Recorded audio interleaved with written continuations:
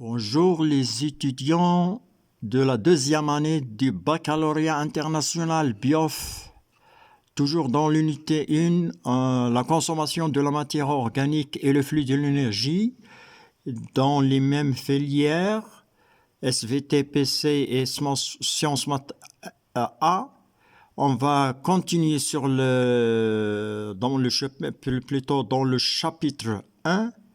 La libération de l'énergie emmagasinée dans la matière organique au niveau de la cellule, mais cette fois-ci, on passe aux deux phénomènes, aux deux processus, de la fermentation alcoolique et la fermentation lactique. C'est-à-dire, en arabe, si je traduis ça, en arabe, نمر الآن في إطار دائما في تحرير المادة الدرس الأول تحرير المادة الكامنة في المواد العضوية في المواد العضوية على مستوى الخلية. نمر الآن إلى التخمر الكحولي والتخمر اللبني. Donc, on passe, la fermentation alcoolique et la fermentation lactique sont le deuxième processus. C'est un deuxième processus par lequel les cellules produisent l'ATP à partir du glucose en milieu, cette fois-ci, anaérobie. Le premier processus, c'est la respiration dans le milieu aérobie. On a vu les étapes de la respiration, la glycolyse, la formation de l'acétylcoenzyme A, le cycle de Krebs et la chaîne respiratoire. Maintenant, on passe à la fermentation alcoolique et la fermentation lactique. Ce sont le deuxième processus par lequel les cellules produisent l'ATP. Toujours à partir du glucose, mais cette fois-ci en milieu anaérobie. Alors, l'activité 2... comment les cellules dégradent le glucose en molécules d'ATP lors de la fermentation alcoolique et la fermentation lactique. كيف تقوم الخلايا بهضم الجلوكوز أثناء التخمر الكحولي والتخمر اللبني. Alors, la fermentation alcoolique et lactique, comme la respiration, commence par la glycolyse. Ici, on va commencer à répondre à cette question. Ici, la fermentation alcoolique et lactique comme la respiration commence par la glycolyse. التخمر الكحولي والتخمر اللبني كالتنفس تبتدئ بانحلال الجلوكوز. Donc, la glycolyse est une étape commune entre la respiration et la fermentation alcoolique et lactique. إذن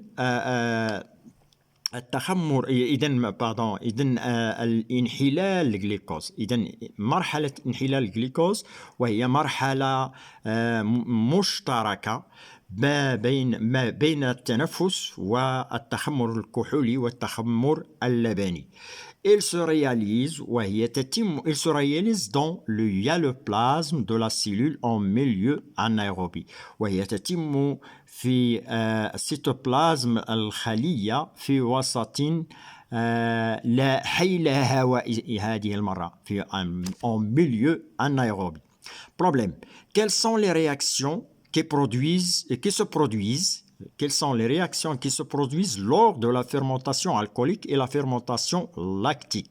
ما هي التفاعلات التي تحدث أثناء التخمر الكحولي والتخمر اللبني. انظر الوثيقة التالية أسفلها. Alors, nous allons analyser le document ci-dessous, أسفله. Voilà.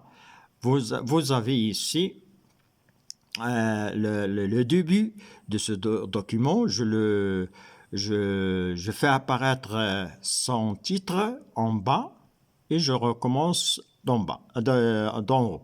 L'explication d'en haut. Alors, le document 1, les réactions de la fermentation alcoolique et lactique. تفاعلات التخمر الكحولي واللبني. Alors, le document 1 représente les réactions de la fermentation alcoolique et lactique. Alors, si je soulève, je commence le document 1, le document A à partir de son début. Voilà la glycolyse. Quelles sont les réactions? On commence toujours par une molécule de glucose et dégradée dans l'uraplasme par la première étape qui est la glycolyse. On a dit que la glycolyse est commune à la respiration et à la fermentation alcoolique et lactique. C'est une étape commune. La voilà. Dans cette étape, il y a dégradation du glucose en deux acides pyruviques, en deux molécules d'acide pyruvique. Donc, vous avez ici, on a déjà vu ces réactions. Dans cette glycolyse, il y a réduction de 2NAD+ en 2NADH+, puis production de 2 ATP. Et production de 2 ATP et production de 2 molécules d'acide pyruvique. Donc, toujours dans l'uraplasme, la glycolyse, il se réalise dans l'uraplasme de la cellule.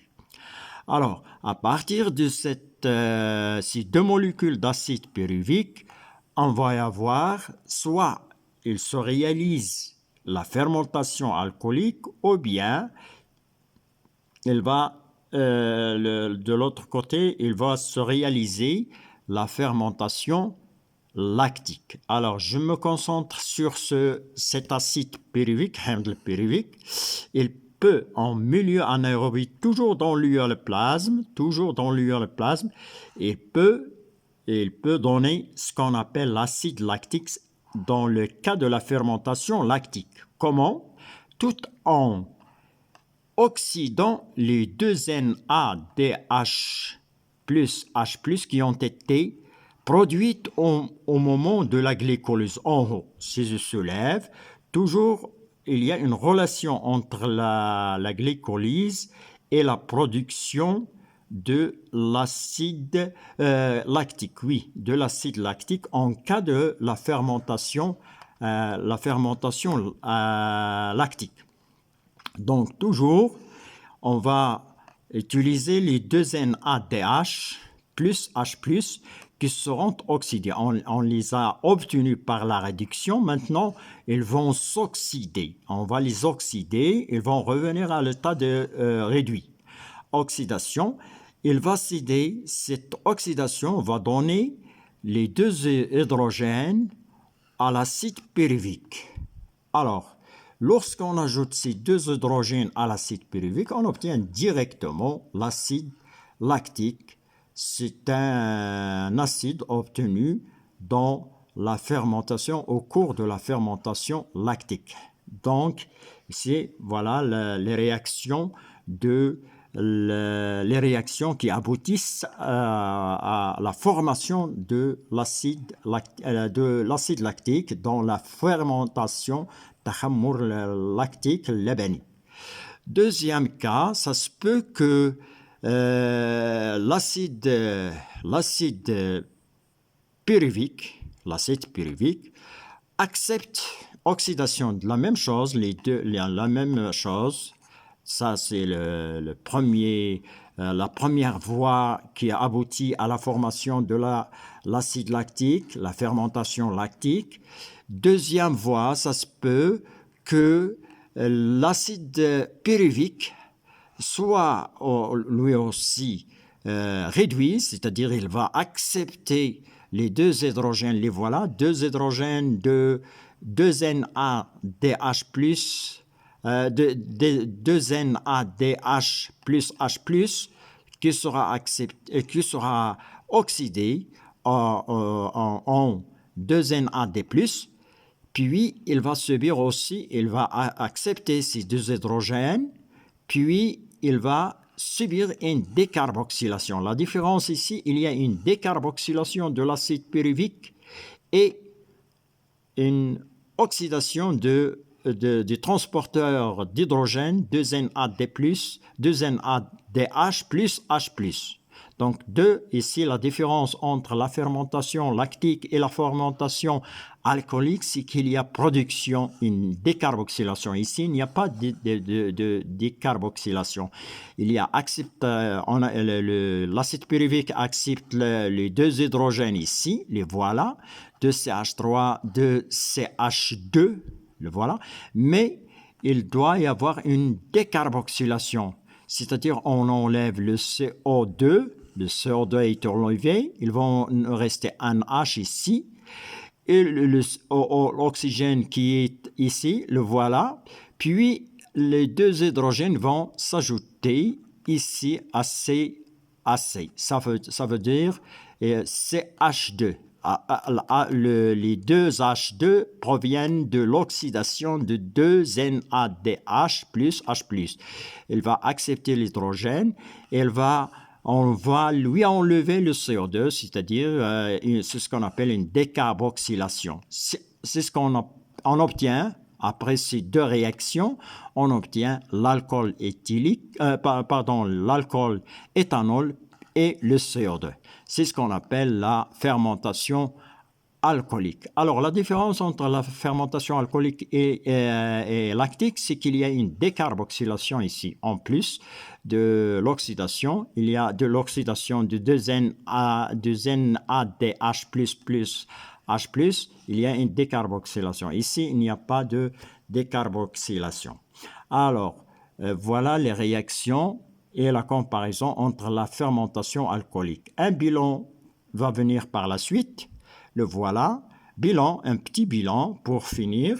Lors de la fermentation alcoolique, il y a production de 2 ATP. Alors, ici, je signale, il faut insister sur ces 2 ATP. Ces 2 ATP, ils se sont produites lors de la glycolyse. Il n'y a pas de production d'ATP ici après l'acide pyruvique. Après la dégradation de l'acide pyruvique, on obtient l'acide lactique. Il n'y a pas de production de l'ATP. Mais les 2 ATP ici qui sont produites, ils sont produites au cours de la glycolyse qui est l'étape commune à la respiration et à la fermentation alcoolique et à la fermentation lactique. On va le voir ici. Donc ici, alcoolique. Dans le cas de la fermentation alcoolique, il y a production de 2 ATP, de l'éthanol et de CO2. Voilà l'éthanol et CO2 et les 2 ATP qui ont été produites au niveau de la glycolyse. Bien, alors, lors de la fermentation lactique, ici, il y a production de 2 ATP, la même chose, de 2 ATP qui sont produites au niveau de la glycolyse, et l'acide lactique, celui-là, l'acide lactique. Et c'est la fin de cette vidéo. Merci de l'avoir suivi. On se retrouve dans la prochaine vidéo qui sera sous forme des exercices sur cette première unité. Et merci.